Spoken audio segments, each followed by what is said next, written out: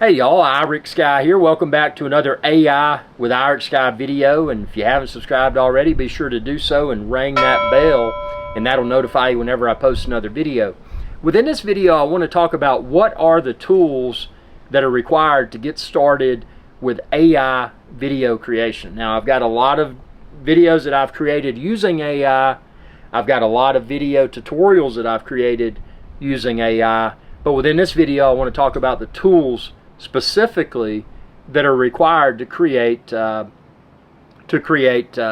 videos. So when you think about an AI video, an artificial intelligence video, generative AI that was utilized to create that video, you've got to think about several components. Obviously, there's the video piece. There is the soundtrack. I mean, typically you want a soundtrack. There's sound effects. There's a script. I mean, if you don't have it in your mind, you probably need a script. So there's several tools that one would use for AI video creation. So the tool that I use for the actual AI video creation piece, generative AI for video, and this is text to video AI, which is describing what you want the video clip to be of. Subject reference AI is that where you're using a headshot of yourself or someone that you've got permission to use, or an AI generated subject as the actor within that AI generated video. And then you've got image to video AI, which is a photo of something that, maybe a chair, maybe a grill, whatever that you want to work into that AI generated video. So you could use image to video and leverage that item or whatever. Now, the tool I use for that is called Haluo AI, also known as Minimax. And again, I've linked all of these tools. Expand this video's description and click the links there. So that's the tool that I use for the creation of the AI videos.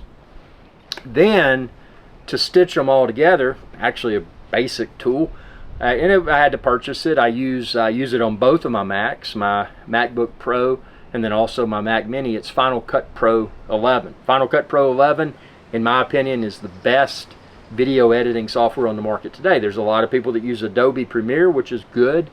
It's a matter of personal preference. I prefer Final Cut Pro 11. So I use that to stitch together the multiple AI generated clips from Haluo AI Minimax. And then I also leverage that to add the soundtrack, any sort of transitions, maybe some title effects, whatever I want to add. I can use Final Cut Pro 11 for that. Speaking of the soundtrack, what do I use to create soundtracks for my AI generated videos? Well, I use Udio. And again, I've linked Udio within this video's description. Check out my Udio tutorial video where I demonstrate step by step how to create a soundtrack using Udio. It's highly intuitive. It's essentially just describing what you want the soundtrack to sound like, and you can get very descriptive, you can be very high level. That's up to you, but it's a great tool, an AI tool for creating a soundtrack. Now you get to the other piece. Well, what if you need as part of this video, maybe you need some still photos that you don't necessarily have, so you need to leverage generative AI for image creation. Maybe you've got video clips that were created using Minimax, but then boom, the action pauses and there's a very interesting still photo, something that wouldn't be easy to just go out with a camera and create. So you would want to leverage artificial intelligence, generative AI for image creation, to create that photo. So for example, maybe you're in a submarine and you've got a very complex set of dials in front of you on that submarine. Well, you could leverage generative AI for image creation to create let's just call it a dash of a submarine. I mean, that'd be a lot easier than trying to draw all of that, and the tool that I use for generative AI, the generative AI tool that I use for still image creation, is called Adobe Spark. Actually, I think they rebranded it. I think now it's called Adobe Express, but I've linked that within this video's description. Very good tool, not only for creating the example that I just mentioned, the instrumentation panel for a submarine, but if you need to create headshots of actors, AI generated actors, male, female, whatever, doesn't matter. That tool, Adobe Express, can also be leveraged to create AI generated people, and that's handy because those AI generated people that are created, they can then be utilized by the Hailuo AI Minimax tool as actors by leveraging subject reference AI feature within Minimax. So in other words, that headshot of the person that was generated within Adobe Express then becomes an actor within the film that's put together, within some of the clips, using that headshot of that AI generated person. So really, really cool stuff. So we talked about soundtrack. Let's see, what's the other? Sound effects. Now, there's all kinds of stock photo. I'm looking this one up. This one, and I've linked it within this video's description at the time of you watching this.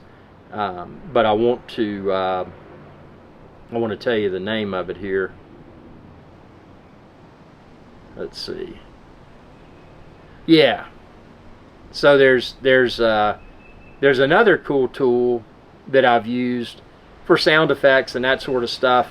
It's called 11 Labs, and I haven't used it extensively. And the only reason is that a lot of the short AI generated videos that I've created, I've simply added a soundtrack.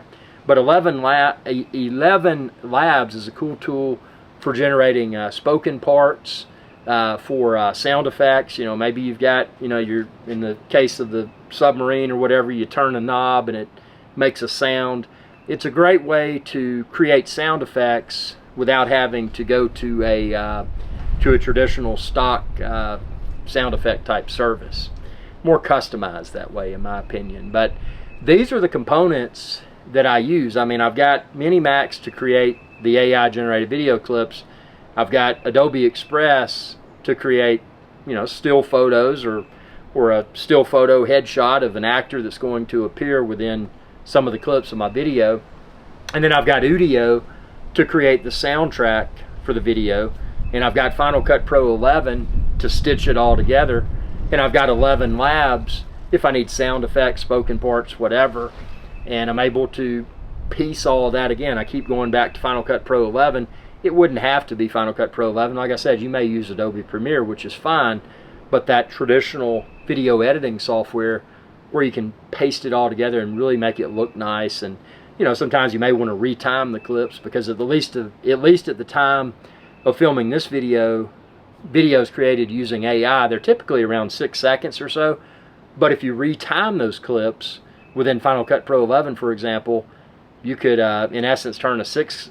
I mean, you could make it even different, but if you did a 50%, for example, slow down 50%, that 6-second clip becomes a 12-second clip. So that's a great way to extend the duration of the individual clips and kind of give it that, sometimes depending upon the film that you're creating, sometimes you want that slow motion, and that's a good way to do it. So my point is, Final Cut Pro 11 is an essential tool for piecing it all together: the soundtrack, the images, the video clips. Maybe you want to work in some traditional video clips as well that you did not generate using AI. Well, you could use Final Cut Pro 11 to stitch those in among the AI generated clips, the AI generated images. Just, it's very cool. And I'm subscribe to my channel. Check out my AI with the IrixGuy video playlist, because I've got a lot of tutorials now, but I've got a lot more coming soon, showing you step by step how to leverage AI to create videos. And if you've got any specific questions, comments, post them down below, and I'll try to respond in the form of an upcoming video. I love artificial intelligence. I know some people don't. I don't know if I trust artificial intelligence. Some people are kind of afraid of it, and I respect that. I mean, we don't know where artificial intelligence is going to go, but from a video creation perspective, artificial intelligence is a super powerful tool. Not just a time saver, but a money saver. Not just. I mean, there's so many things that come into play when creating a traditional film. There's travel costs. Well, travel requires lodging. It requires food. It requires transportation to and from. It requires potentially renting a space to be able to film there. I mean, with AI, all that's out the door. I mean, wherever you are, if you've got access to a computer, boom, there you are. You got what you need. You know, a few headshots of the actors, you got what you need. So AI is going to completely disrupt the film industry as we know it today. So I'm all over this. I enjoy it. I've been filming YouTube videos for how many years now? I don't know. Was it 12 or so? Subscribe to my channel, check back, look at my first videos, and that'll tell you. But I mean, video is a very powerful tool, and the best part about video is that, well, you see it, you hear it. It's more engaging than reading a book or looking at a still photo or listening to whatever. I mean, it's just powerful. But these are the tools that I use for creating videos that are AI generated. Like I said, not every clip has to be AI generated, but these are the tools that I leverage, and it could be completely AI generated by using that, unless I insert my own face on video clips or whatever. But hope you enjoyed this video. I really enjoyed it. Subscribe, ring that bell, and check out my AI with IrixGuy video playlist, and also check out my Haluo AI Minimax video playlist. And again, post your questions, comments down below, because I'd love to have the opportunity to try to respond within upcoming videos. Y'all have a good day. Hey y'all, IrixGuy here. I hope you enjoyed this video, and please be sure to subscribe to my channel, and when you do, ring that bell icon to be notified whenever I post another video. Thanks for your viewership, and y'all have a good day.